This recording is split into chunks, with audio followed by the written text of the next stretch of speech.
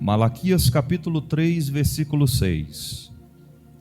Porque eu, o Senhor, não mudo. Por isso vós, ó filhos de Jacó, não sois consumidos. Desde os dias de vossos pais, vos desviastes dos meus estatutos, e não os guardastes. Tornai-vos para mim, e eu tornarei para vós, diz o Senhor dos Exércitos. Mas vós dizeis: em que havemos de tornar?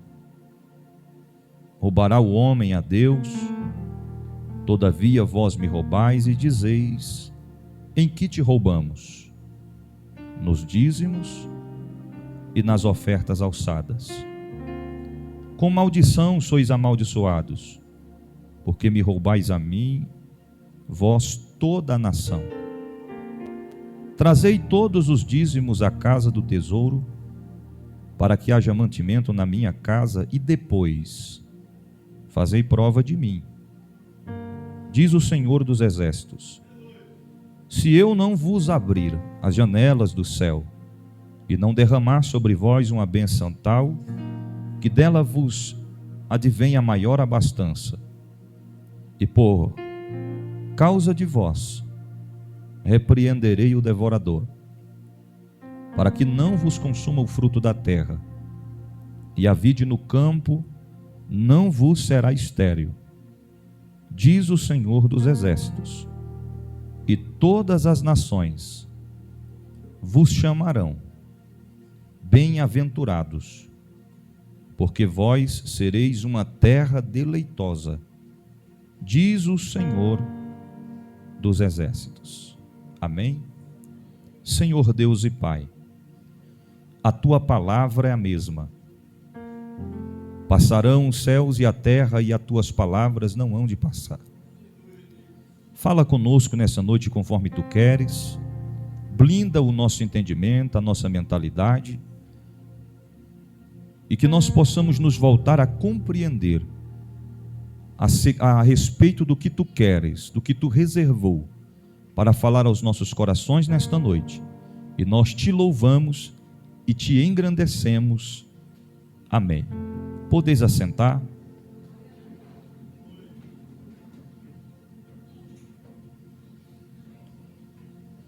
Nós vamos estar falando nessa noite ao seguinte tema: por que dizimar e ofertar?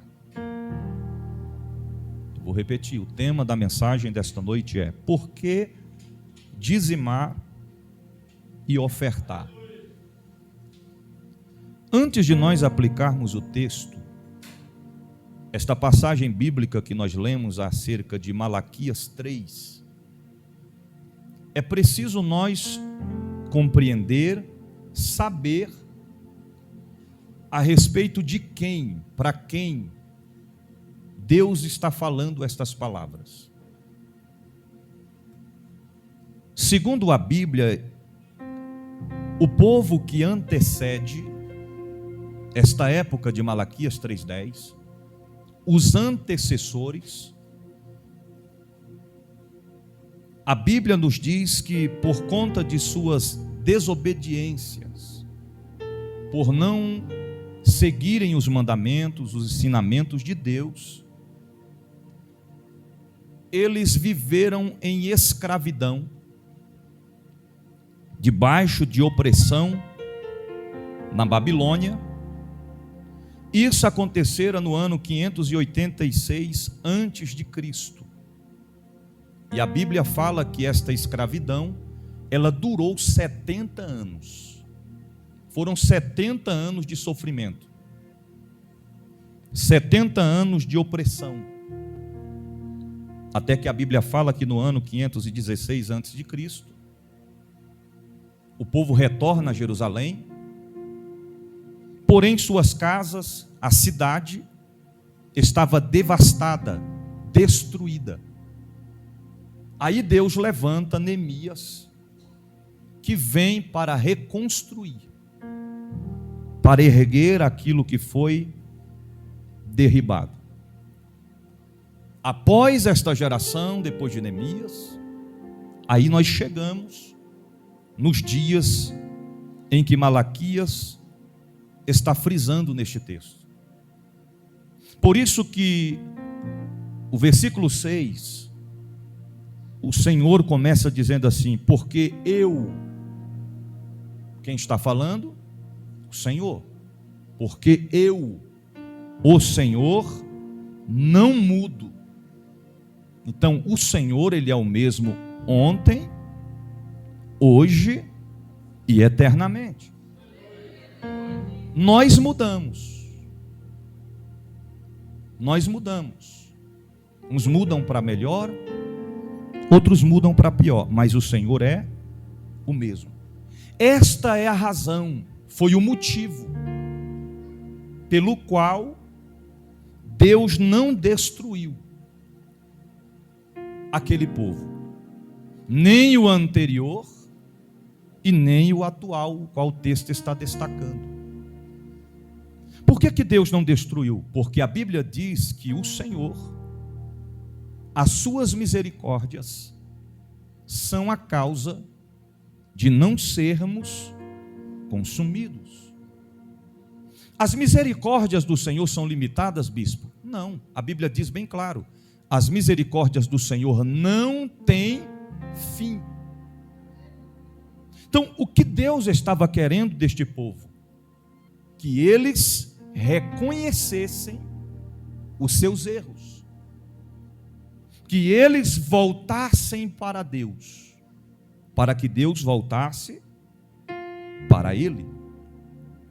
Observa o texto, diz: porque eu, Senhor, não mudo, por isso vós, filhos de Jacó, não sois consumidos, desde os dias de vossos pais.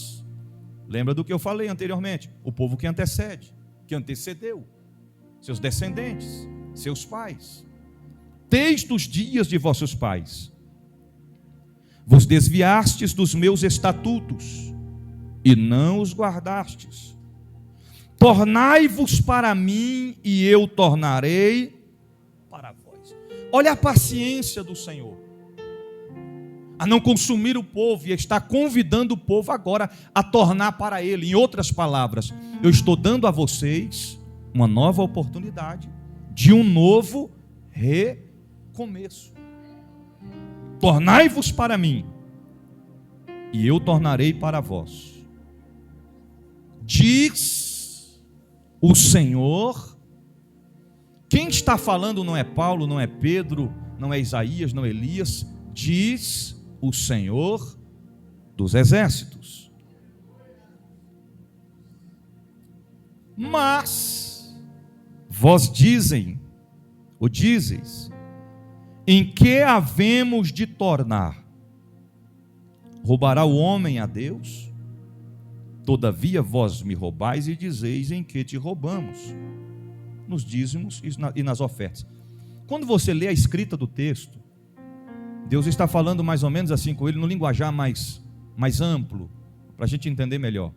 Vocês sabem o delito que vocês estão cometendo, e vocês ainda perguntam a mim: em que devemos tornar para vós?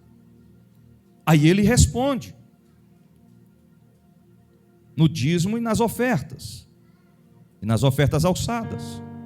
Com maldição sois amaldiçoados, porque me roubais a mim, vós toda a nação. Trazei todos os dízimos à casa do tesouro, para que haja mantimento na minha casa, e depois fazei prova de mim. E depois fazei prova de mim.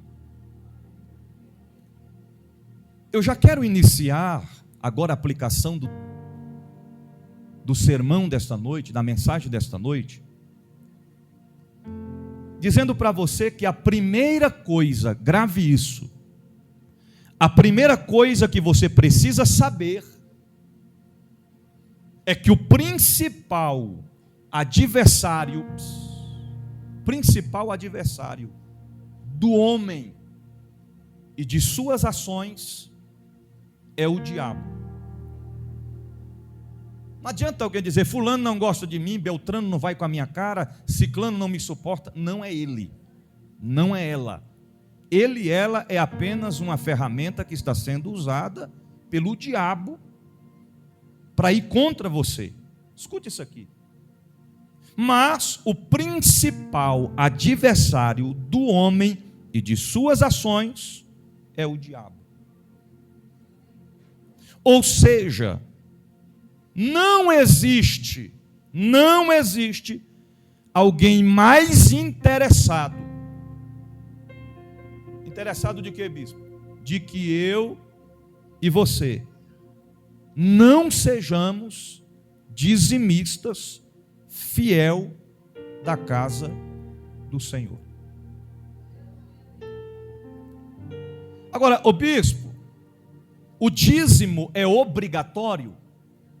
Não. O dízimo era obrigatório? Não. O dízimo é obrigatório? Nunca foi. E nunca será. Porque Deus não recebe nada de ninguém por força ou por violência, muito menos por necessidade, porque Ele ama o que dar com alegria. Primeiro que se nós dermos alguma coisa para Deus forçadamente, Ele não vai receber. Você gostaria de receber alguma coisa de alguém forçadamente? Ainda mais você sabendo? Ainda mais você sabendo? Vou citar um exemplo para você, irmão Lucas Leomi. Você vai comprar um presente com seu dinheiro. E você vai pegar e vai lá dar de presente. O presente que você comprar. Você vai dar lá para o irmão João. Você vai dar para o João. Mas bispo, eu estou sem dinheiro, o negócio está apertado. Não quero saber, rapaz. Se vira, você tem que comprar esse presente e dar para ele. É aniversário dele. Ó, encaixou certinho. Hoje é aniversário dele. Aí o que acontece? Aí Lucas vai lá, compra o presente, embrulha, mas está indignado. Por quê? Forçadamente, ele não queria, gastou o dinheiro. Aí alguém chega para o João, porque no caso de Deus não precisa, porque o olho de Deus vê tudo. João fica sabendo. Aí lá vem Lucas Leomi. João, ô meu amigão João, vim trazer esse presente, seu aniversário, né? Com muito carinho, João. Mas João já está sabendo que ele está indignado, ele está com raiva porque está dando presente. Nós, como seres humanos, pode até receber. Não vou receber, mas eu sei que isso é falsidade, porque tem gente que presenteia com falsidade. Você está entendendo? Aí eu tenho que dar um presente, mas eu não queria dar. Aí parabéns, que Deus multiplique seus anos de vida. Mas no pensamento, tomara que morra logo. Você está entendendo?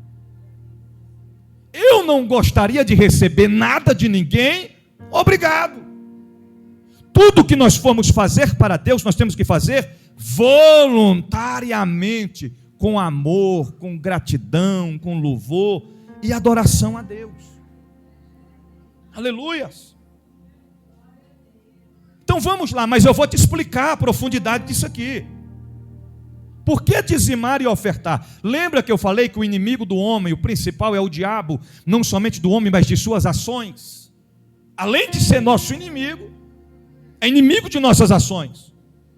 Todas as vezes que nós ofertamos, que nós dizimamos, se tem alguém que fica irado, é o diabo. Por quê, bispo? Você só está aqui, eu só estou aqui, nós só estamos aqui porque alguém tem ofertado e tem dizimado. Não tem outra forma, irmão, não tem outra forma. Não tem. Aí há quem diga assim, mas o dízimo no passado, com o pastor Leandro, era cereais, era animais. Você está entendendo? Agora imagine só, Ferdinand é mecânico. Se eu chegar lá na oficina, Ferdinand, arruma o meu carro aí, você, quanto que é? R$1.000. Eu chego lá com 2 porcas, 10 galinhas, tu vai aceitar? Porque as coisas mudaram, irmão. As coisas mudaram. Você está entendendo? As coisas mudaram. A tecnologia avançou. Ninguém paga o aluguel de uma casa, ninguém compra um carro, ninguém sustenta a família, ninguém compra. Não, esse mês eu vou pagar a conta de água com 2 galinhas. Vou levar lá na como é que é o nome? SEB. Vai ter que receber. Eu não tenho dinheiro, eu vou pagar com 2 galinhas. Para a gente entender o linguajar, como é a coisa é séria. Nós estamos no século. Que século é esse? 21. Século 21. Você vê que não faz nem tanto tempo. Você tinha que fazer uma transferência, depositar um dinheiro, ia pegar uma fila terrível no banco. Às vezes você depositava hoje, o 5º dia útil para cair na conta. Agora não, com o seu próprio celular você faz uma transferência no Pix. É na hora.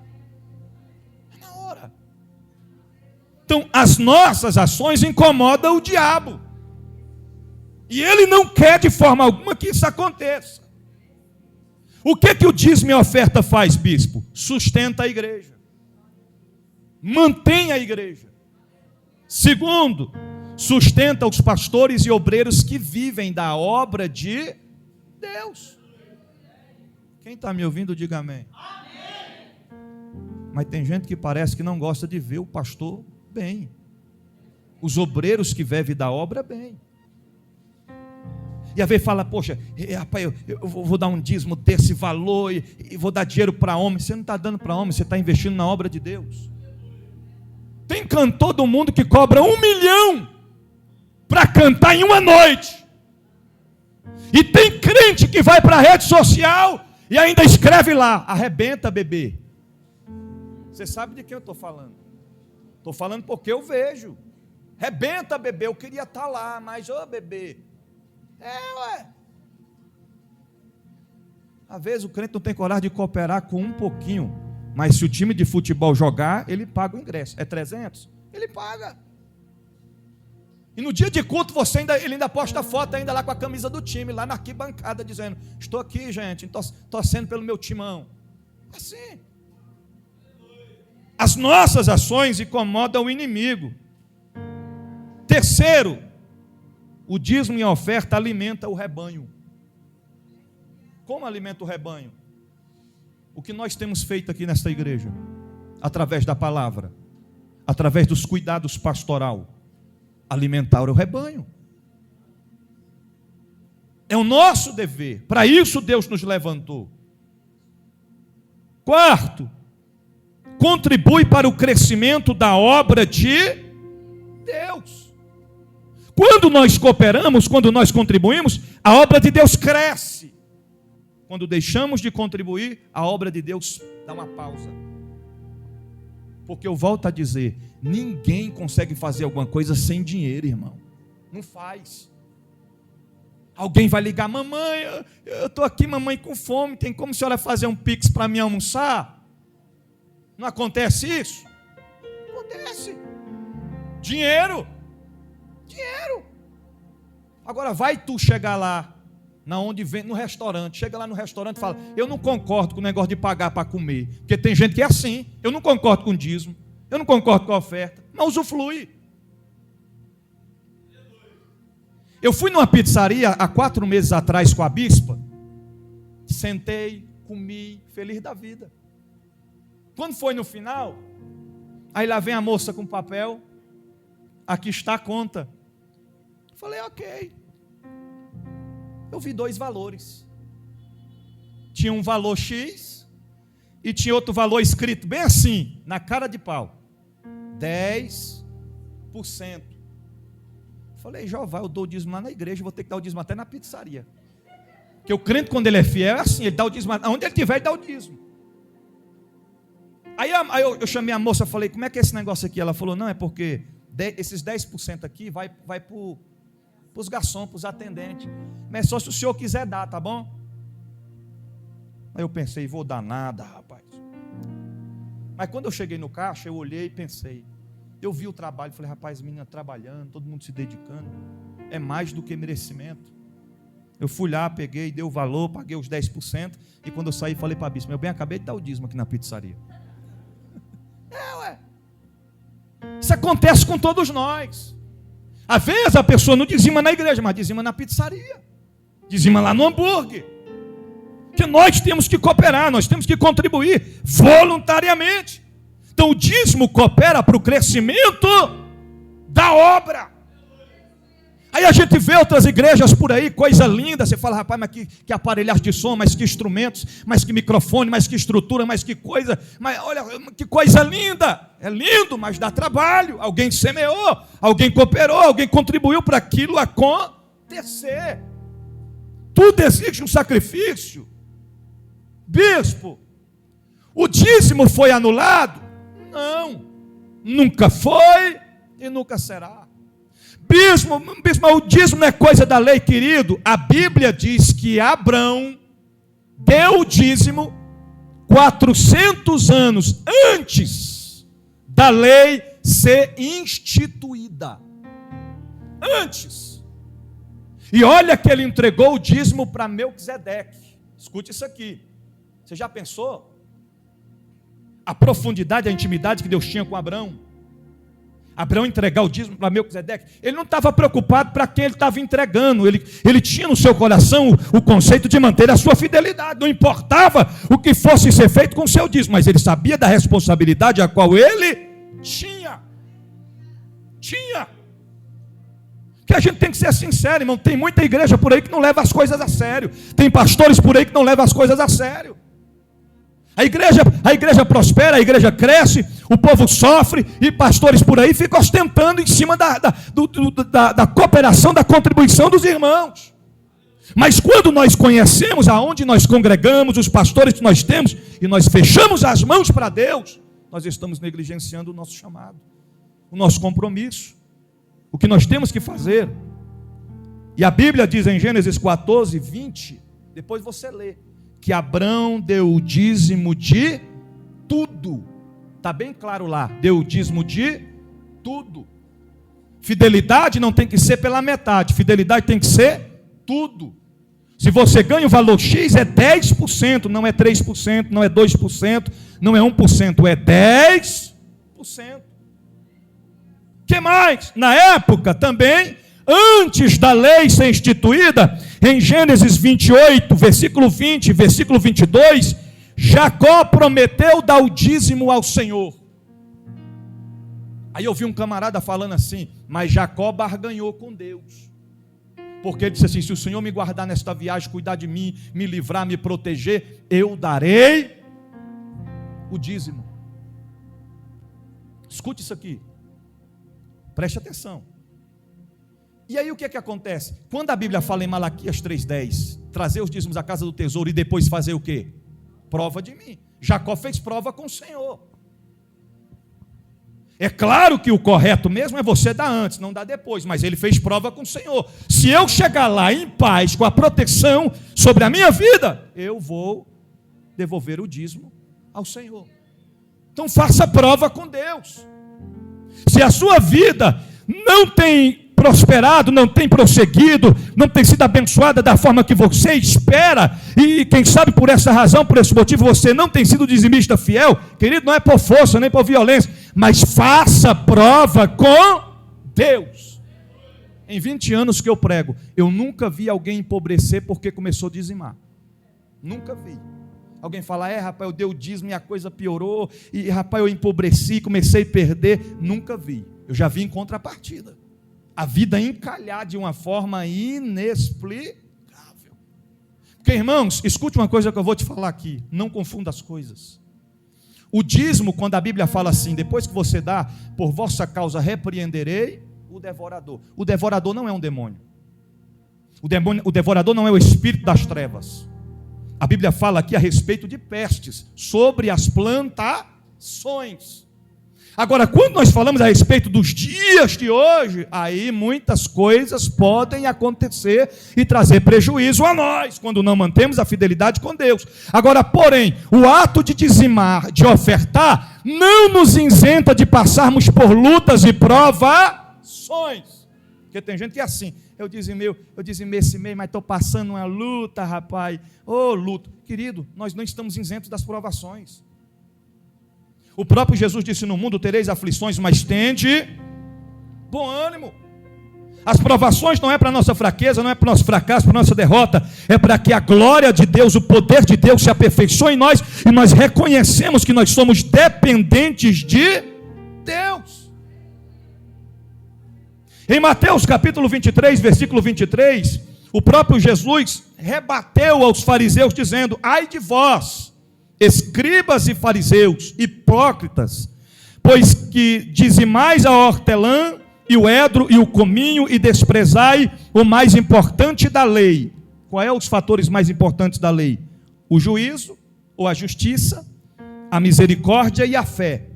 Deveis, porém, fazer essas coisas sem não omitir aquelas. Então, para quem diz que o dízimo foi só questão da lei, e que a lei acabou, e que o dízimo foi abolido também, então, querido, você está enrolado. Se alguém pensa assim, está complicado para você. Por quê?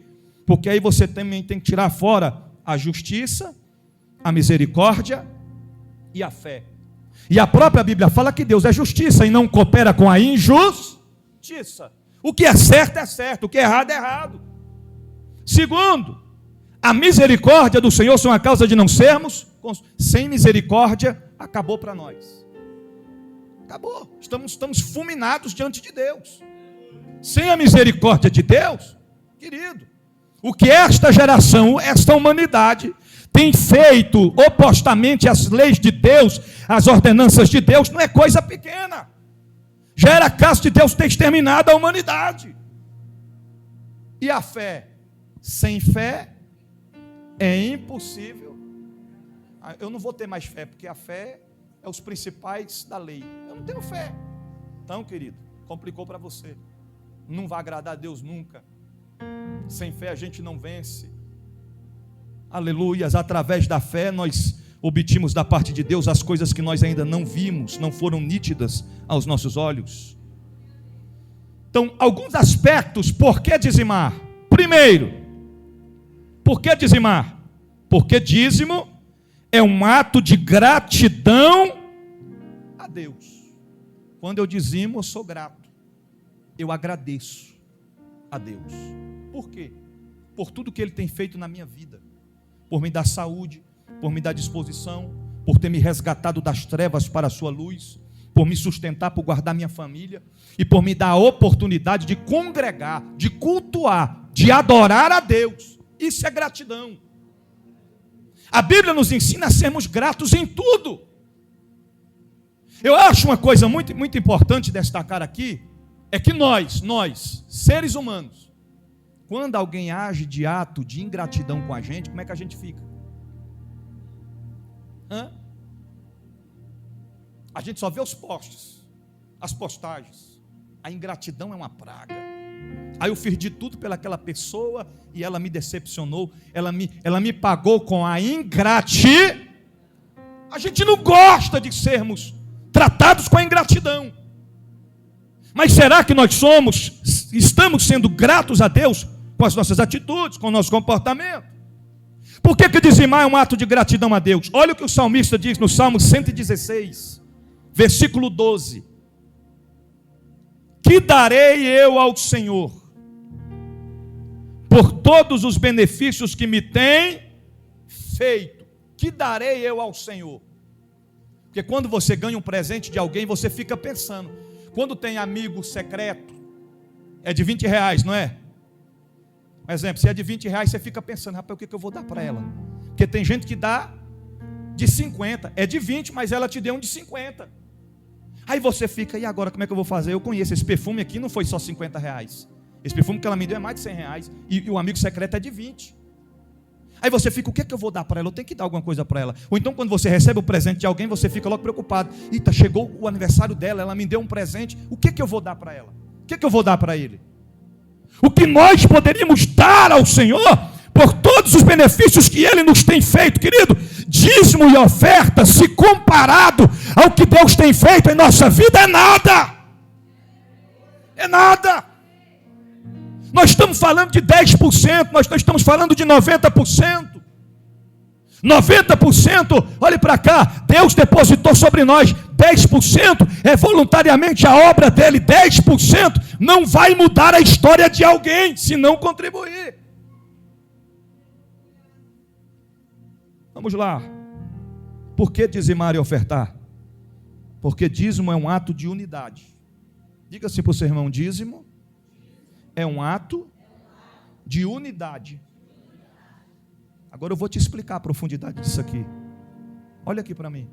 Quando nós, individualmente, estamos passando por uma dificuldade, o que é que nós esperamos do nosso próximo? O que é que nós esperamos? Unidade. Eu já cansei de ver pessoas falando: gente, vamos fazer uma vaquinha aqui para ajudar fulano, beltrano. Vamos ajudar. Irmão, fulano está precisando de uma cesta básica, vamos juntar aqui e levantar os alimentos para ajudar? Vamos. O que é isso?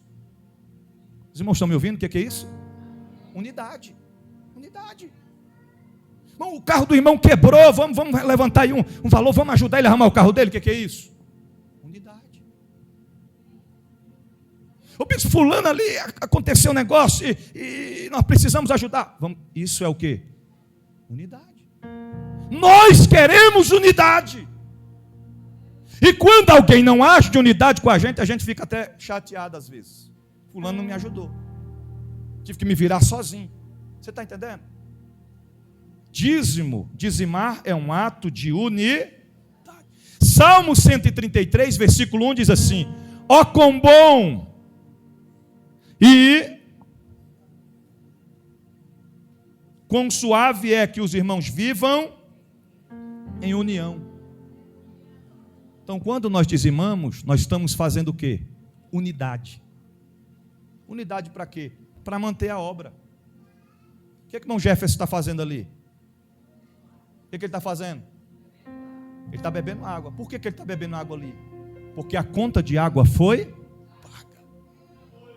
A água está dentro de quê? Do copo. Por quê? O copo foi pago. Nós estamos dentro do templo, tudo que foi aqui, que está diante dos nossos olhos, foi constituído, foi comprado, adquirido, através dos dízimos e das... Isto é unidade. Agora, como é que eu coopero em unidade? Se Sebastiana está dizimando. Eu posso dizimar, mas eu retenho. É a minha unidade. Mas bispo, tu não sabe a situação que eu estou enfrentando. Irmãos, o pastor conhece as ovelhas que tem. Tem ovelhas aqui que congregam conosco, que muito mais eles precisariam de uma ajuda do que eles estarem dizimando. Mas a primeira coisa que eles fazem é dizimar. Eu fico impressionado. Teve uma época que eu passei uma dificuldade tremenda, porque eu falei para vocês, sermos fiéis a Deus em dízimo e oferta não nos isenta de passar por provação. E as coisas, a provisão veio da onde eu menos esperava. Pessoas que estavam precisando de nós dar uma ajuda a eles, eles fizeram uma compra para a gente. O que é isso? Unidade. Quando nós temos unidade dentro do nosso coração, nós nos preocupamos se a obra de Deus está sendo mantida. É muito bom quando a gente chega, a gente senta, a gente cultua, a gente adora, a gente sente a presença de Deus. Mas por detrás dos bastidores há uma grande responsabilidade que não pode esperar. Não pode esperar.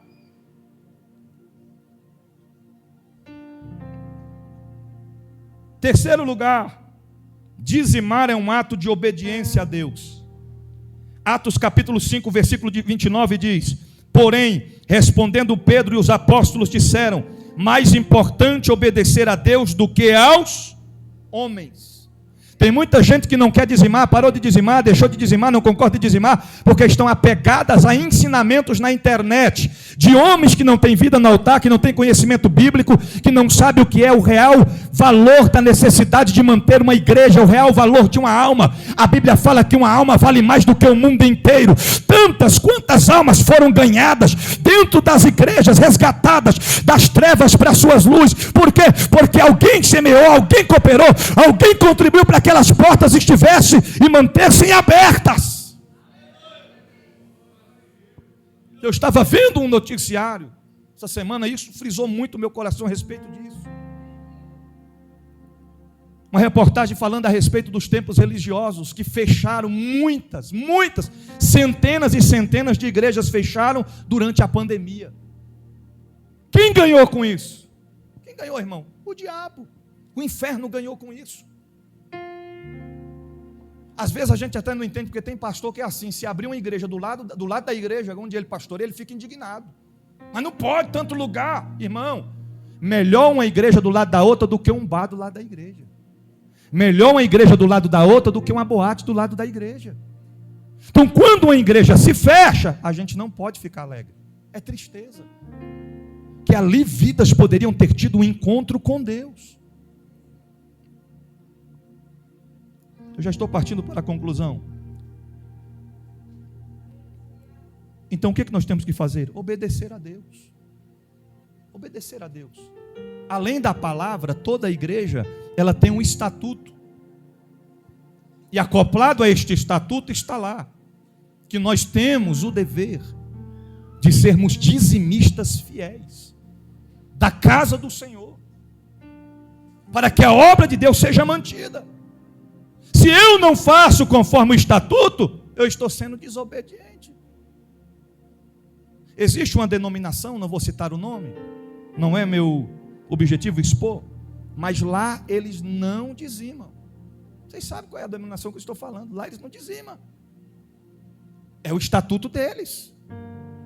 Eles seguem a forma que eles têm orientado lá. Agora, se nós estamos em um lugar onde o ensinamento é esse, onde estamos embasados na palavra, e nós não obedecemos, nós não estamos sendo obedientes a Deus. Quarto lugar, dízimo é um ato de honra, de honrar a Deus.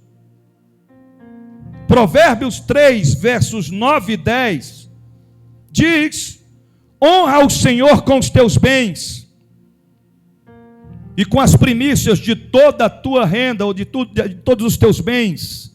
Em algumas versões diz: honra o Senhor teu Deus com teus bens, e com a primeira parte de todos os teus ganhos. Então escute isso aqui: dízimo não é sobra, dízimo é primícia. Lembra quando nós lemos em Malaquias 3,10? Sabe o que estava acontecendo naquela época de Malaquias 3,10? Porque, como eu relatei para os irmãos, dízimo eles davam animais, cereais, alimentos. Escute isso aqui. E eles ofereciam animais em sacrifícios a Deus. Sabe como é que eles passaram a fazer? Porque anteriormente eles davam o melhor animal que tinha, a melhor ovelha que tinha, o melhor sacrifício eles ofereciam a Deus. E o que é que eles passaram a fazer? Quando a galinha quebrava a perna, aí eles falavam: vou pegar essa galinha, já está com a perna quebrada, eu vou levar para o sacrifício, porque aí a gente já extermina logo ela, eu fico mais saudável. Quando a ovelha era atacada e não era morta, ou seja, ela ficava ferida, eles pegavam aquela ovelha e: vou oferecer essa ovelha aqui, que está ferida, vai morrer. Eles passaram a oferecer a sobra para Deus. Eles passaram a oferecer, você pode pesquisar o que eu estou te falando. Eles passaram a oferecer para Deus animais que tinham deficiência, animais que eram impróprios. Eles passaram a oferecer para Deus as coisas impuras, e Deus negou. Deus não recebeu. Porque Deus não é Deus de sobra, Deus é Deus de primícia. Nós não gostamos de receber sobra, nós gostamos de receber o melhor, e nós temos que oferecer e dar o nosso melhor para Deus, oferecer para Deus, dedicar a Deus, consagrar a Deus, se empenhar para Deus. Aí o texto termina dizendo: e se encherão os teus celeiros, e transbordarão de vinho os teus lagares. Agora eu já estou concluindo, entrando com a oferta. Oferta é contribuir com o sustento da obra de Deus. A Bíblia diz em Filipenses capítulo 4, do versículo 10 ao versículo de número 14, preste atenção nessas palavras que o apóstolo Paulo diz: fiquei muito contente e muito grato ao Senhor por constatar que se lembraram de mim, por se lembrarem de novo de mim. Sei bem que não me tinha esquecido. Sabe o que ele estava dizendo? Eu estou agradecendo porque vocês outra vez se lembraram de mim. E eu sabia que vocês não teriam e não tinham esquecido de mim. Que foi só uma questão. Irmão, olha a compreensão de Paulo. Preste atenção nisso aqui, pelo amor de Deus. Que foi só uma questão de não terem tido oportunidade de me enviar a vossa ajuda. Aqui eu dou uma pausa. Paulo está distante, na obra missionária. E teve noites que ele teve vontade de comer e não tinha o que comer. Teve noites que ele passou frio e ele não tinha um agasalho para se esquentar. Você sabe o que é fome, irmão? A fome dói. A fome dói. Não é fácil. A obra missionária nessa época aqui, de Paulo, não é como hoje. Os pregadores estipulam valores. Você tem que hospedá-los nos melhores hotéis da cidade. Tem que dar o alto cachê para eles. E já pergunta o tamanho da igreja. Se for pequena, tem alguns que não vai. Não estou generalizando, mas tem uma cúpula e uma parte que é assim. Quantos membros tem? Quem é o pastor da igreja? São estrelas. Nesta época, não. Aqui o negócio era diferente. Se a igreja não mandasse uma oferta para amparar, para manter o missionário, não tinha como se manter. Passava decadência. O que aconteceu com Paulo? Quem está me ouvindo, diga amém. Ele ficou dias, segundo historiadores, meses, passando necessidade. Mas ele se manteve firme. Para ele, irmão, a fome, ele convertia em jejum. Já que não tem o que comer, eu vou jejuar. Já que o frio está tremendo, eu vou orar. Ele se aquecia na presença de Deus. Mas ele, olha para cá, quando a oferta chegou para ele, em momento algum, mesmo nos momentos de dores, ele questionou, ele apontou o povo dizendo: vocês me traíram, vocês me abandonaram, vocês me desprezaram, me deixaram sozinho passar fome e necessidade. Não, olha as palavras dele: eu sabia que vocês não iriam esquecer de mim, eu sabia que vocês iriam enviar ajuda, mas não enviaram anteriormente porque não tiveram oportunidade. Se fosse nos dias de hoje, com Pix, o missionário está lá em tal lugar. Rapaz, eu só não vou enviar hoje porque eu vou descansar. Amanhã não dá porque amanhã eu vou trabalhar. Aí seria muita conversa, irmão. É na hora. Mas olha as palavras dele: não digo isto porque tenho receio de me ver na pobreza. Já aprendi a contentar-me com o que tenho. De momento sei, olha o que ele sabia, o que é passar necessidade, e sei também o que é ter em abundância. Aprendi já a viver em todas as circunstâncias. Diga para o seu irmão: aprenda a viver em todas as circunstâncias. Olha aqui para mim, sabe por quê? Para que quando a aprovação vier, a gente não questionar, não murmurar. Senhor, eu estou sendo fiel contigo. Senhor, eu estou presente. Senhor, eu estou vigiando. Senhor, eu estou orando. Senhor, não estou pecando. Por que eu estou passando por tudo isso? Mantenha-se firme. Não questione a Deus. Aprenda a viver com pouco ou com muito, tendo ou não tendo. Escute isso aqui. Aleluias. Com fartura, como na fome, tanto no conforto como nas privações, posso suportar todas as coisas com a ajuda de Cristo, que é a fonte da minha força. E ele termina dizendo: contudo, fizeram bem em me terem ajudado. Irmão, isso é forte demais. Nesta difícil situação. Em outras palavras, o amparo para Paulo chegou no momento certo.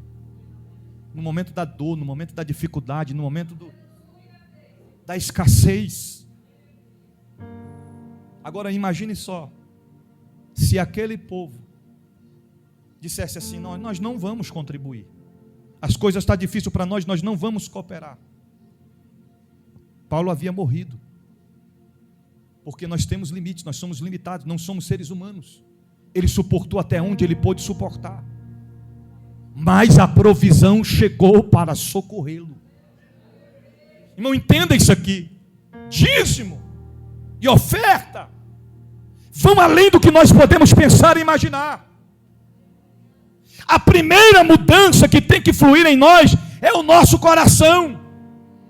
Se o nosso coração não for quebrantado, se o nosso coração não for sensibilizado, se no nosso coração não aplicarmos a palavra e termos a compreensão, o entendimento de unidade, de companheirismo, de fidelidade, de honrar a Deus, nunca Deus conseguirá tocar ou introduzir a questão no nosso bolso. Primeiro é no nosso coração, depois é no nosso bolso. Aleluias! Nós temos que abrir o nosso coração. Olhe para cá, irmão, está tudo tranquilo, só a cadeira, olhe para cá.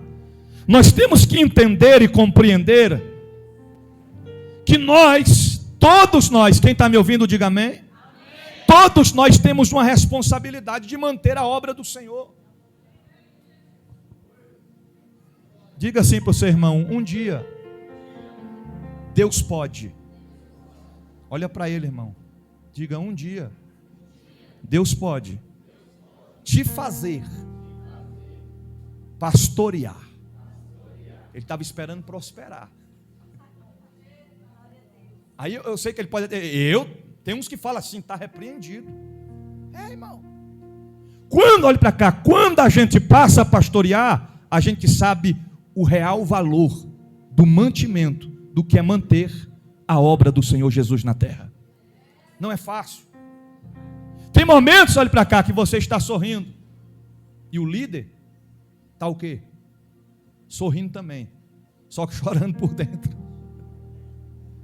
Tem dia que o líder diz para você: não desista, continue perseverando, avançando, prosseguindo, mas por dentro ele está dizendo para ele mesmo: acho que eu vou parar, não estou aguentando mais. É responsabilidade, irmão. Quando chega no dia de cumprir com os compromissos, aí a preocupação aumenta mais ainda. Vamos concluir. 2 Coríntios capítulo 9, versículo de número 7. Se preocupe não, diaconisa Ana Evaristo. Vai chegar um tempo que nós vamos ter aqui aquelas poltronas acolchoadas, coisa top de linha, para a glória de Deus. Fique tranquila, viu? Aí pode sentar até 30 homens, só numa cadeira, que a cadeira não cai, não quebra. É desse jeito. Aleluias. 2 Coríntios capítulo 9, versículo 7 diz: cada um contribua segundo propôs no seu coração, não com tristeza ou por necessidade, porque Deus ama o que dá com alegria. Aqui se refere a oferta. Oferta eu dou conforme propôs no meu coração. Eu senti no meu coração de dar 10 centavos, então não dê 10 reais, dê os 10 centavos. A viúva deu apenas que ela tinha, moedinha, coisa simples. Foi o que ela tinha proposto no seu coração. Nós damos com o coração aberto, voluntariamente, porque somos gratos a Deus. Aí chegam os fariseus.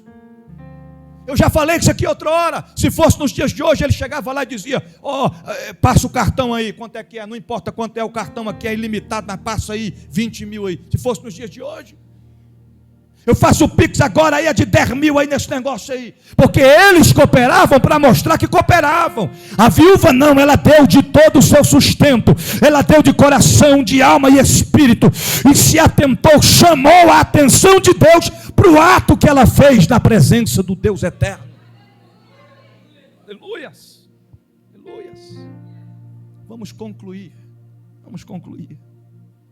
Diga assim para o seu irmão: o teu dízimo não é muito comparado ao que Deus pode te dar. Eu vou terminar. Preste atenção nisso aqui. A Bíblia fala que quando Salomão assumiu o reinado, ele pega 1000 holocaustos, 1000 cabeças de boi. Você sabe o que é 1000 holocaustos?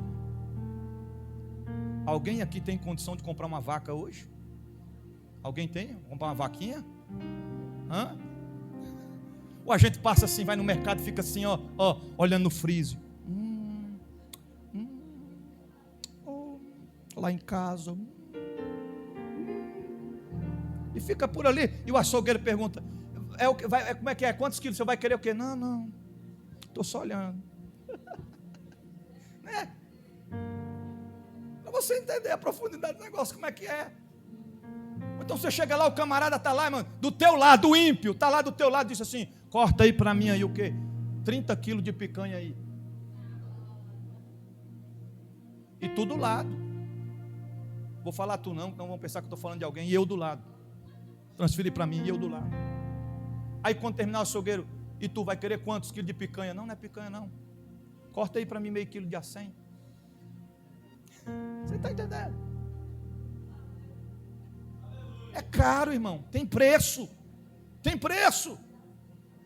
Aí sabe o que Salomão fez? 1000 holocaustos, 1000 cabeças de boi. Imagina Salomão dizendo: está tudo pronto? Tudo pronto. Sacrifica. Oferecemos ao Senhor.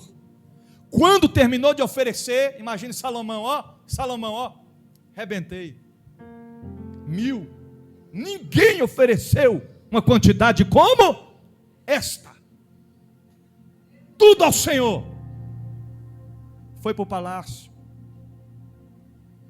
De tardezinha terminou o sacrifício. Ofereceu ao Senhor, foi para o palácio. Quando foi de noite, a Bíblia diz que 2 Crônicas, capítulo 1, versículo 6, ele ofereceu 1000 cabeças de bois ao Senhor, 1000 holocaustos. No versículo 7 diz que naquela mesma noite, eu imagino que quando ele ofereceu os 1000 holocaustos, o Senhor lá de cima olha para baixo. Esse Salomão é ousado. Está tentando me surpreender. Está querendo chamar a minha atenção. Mas eu vou mostrar para ele agora que muito mais tenho eu para dar para ele do que ele oferecer a mim. Aí o Senhor aparece a Salomão na mesma noite. O Senhor não esperou chegar o outro dia, na outra semana, no outro mês. A Bíblia diz que foi na mesma noite. O Senhor apareceu a Salomão e disse: Salomão. Salomão: pois não, Senhor. O que foi, Salomão? O que foi, Senhor? O que foi, Salomão? Peça a mim. Peça a mim. O que, Senhor, que eu posso pedir? Tudo o que tu quiseres. Imaginou um negócio desse, irmão?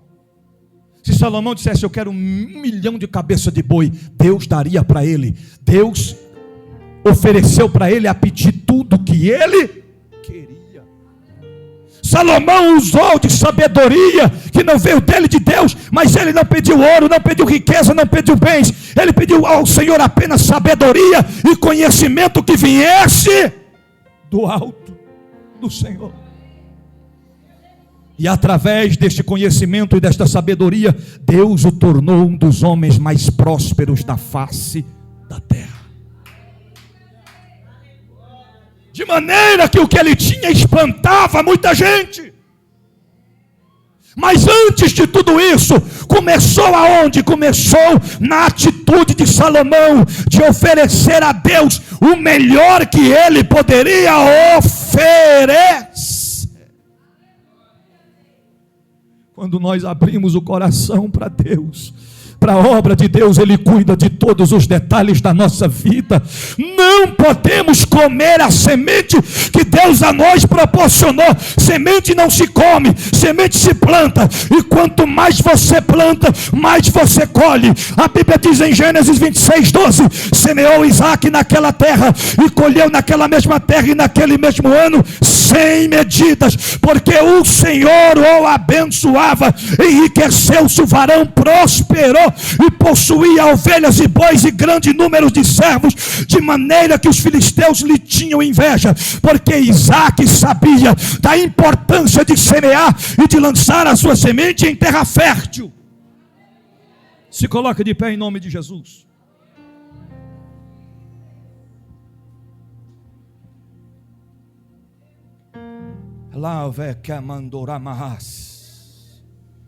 Eu contei aqui uma vez e eu torno a dizer. Uma certa vez, um povo que são contra a obra de Deus, que hoje em dia não pode nem falar mais que é intolerância religiosa, é preconceito religioso, mas se levantaram um grupo para derrubar, para fechar uma igreja. E eles começaram a fazer obras diabólicas de todas as maneiras, de todas as formas, para que a igreja fosse fechada, e eles não conseguiram. Aí o diabo falou para eles assim: vocês já tentaram de todas as formas com que a igreja fosse fechada, com que os crentes perecessem, lançando setas, lançando dardos, lançando pecados, propostas indecentes para eles, e eles se manteram firmes. Eles não deram brecha, eles não recuaram, eles não retrocederam, eles não desistiram. Inclusive eles estão lá de pé adorando o Deus deles. Mas nós vamos mudar a tática. E eles disseram: o que nós vamos fazer? Apenas vamos tocar no coração deles. Porque se nós tocarmos no coração deles, endurecermos o coração deles, nós também tocaremos no bolso deles. E assim eles não vão contribuir para aquela igreja ser mantida aberta. E foi assim que aconteceu. As pessoas começaram a fechar os seus corações para a obra, deixaram de ofertar, deixaram de dizimar. Em menos de 30 dias, aquela igreja se fechou. Escute o que eu estou te dizendo. Aquela igreja fechou as portas. E no dia em que o pastor estava na porta da igreja, em lágrimas, chorando, porque passou a madrugada inteira orando e falando com Deus, que não aceitava aquela situação, porque as portas da igreja haviam se fechado, e estando o pastor fechando a igreja em lágrimas, indo para casa devolver a chave para o dono daquele templo, para o dono daquela loja, aonde a igreja era constituída e funcionava. Naquele instante, a mulher atravessou a rua e veio em lágrimas chorando, se ajoelhou diante do pastor e disse: pastor, me perdoa pelo amor de Deus. E ele disse: o que é que aconteceu? Ela disse: eu sou de tal lugar, nós fizemos tal obra para fechar essa igreja, mas quando foi esta madrugada, apareceu um ser todo de branco dentro do meu quarto e disse para mim que eu não poderia tocar na igreja do Deus vivo, e disse que ele tinha um plano na minha vida. E eu vim dizer para o senhor pastor: não fecha a porta da igreja, porque estou aqui agora fazendo uma aliança com Deus, e se a igreja não tiver condições de pagar o aluguel, a minha casa a partir de hoje vai se transformar uma igreja, mas a obra não pode parar.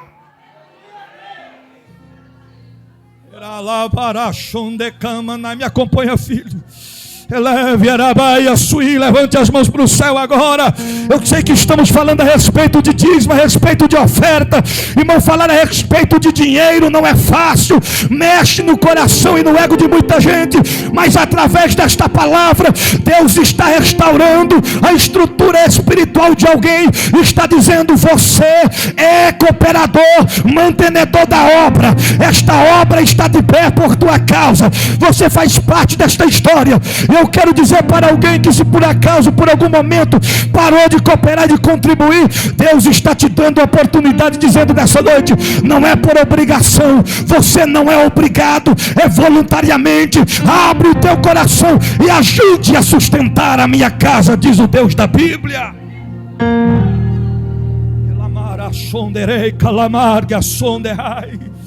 Eu falei no início da mensagem, torna a dizer: se tem alguém que não suporta a ação de um crente cooperador, é Satanás. Mas eu quero ministrar sobre a igreja do Deus vivo nessa noite, que Deus está levantando nesta noite uma geração de homens e mulheres de Deus, que tem a preocupação e o entendimento de ajudar a manter a obra do Senhor. Deus está nos erguendo com o braço forte, Deus está nos sustentando com o braço forte. A obra não vai parar, a obra não vai recuar, a obra não vai estacionar, porque Deus é o dono da obra, e Ele é o dono do ouro e da prata, e Ele pode fazer além do que nós pedimos, pensamos e imaginamos, para a glória do seu santo nome. Aleluia, Aleluias. Aleluias. Guarde esta palavra no teu coração. E uma vez guardando-a, coloque em prática. Porque não podemos ser apenas ouvintes, mas sim praticantes da palavra do Senhor Jesus. Você pode dizer amém? Que Deus os abençoe. Esta foi a palavra que Deus colocou no meu coração. E eu posso ser bem claro com os irmãos que é um dos sermões mais difíceis para se pregar. Porque primeiro, para eu pregar esse sermão, eu tenho que viver este sermão. Eu não posso orar por alguém e dizer Deus vai lhe abençoar, Deus vai lhe prosperar, se eu não estou devolvendo aquilo que é de Deus. Eu tenho que ser o exemplo dos fiéis. Que Deus abençoe a igreja, que Deus abençoe a cada um dos irmãos. O intuito desta mensagem não é constranger ninguém, não é desfazer de quem não coopera, de quem não contribuir, mas é mostrar a realidade segundo as profundidades das Sagradas Escrituras, que não existe outro meio, outra forma de manter a obra do Senhor Jesus na terra, a não ser através dos dízimos e das ofertas. E nós somos cooperadores e fazemos parte de tudo isso.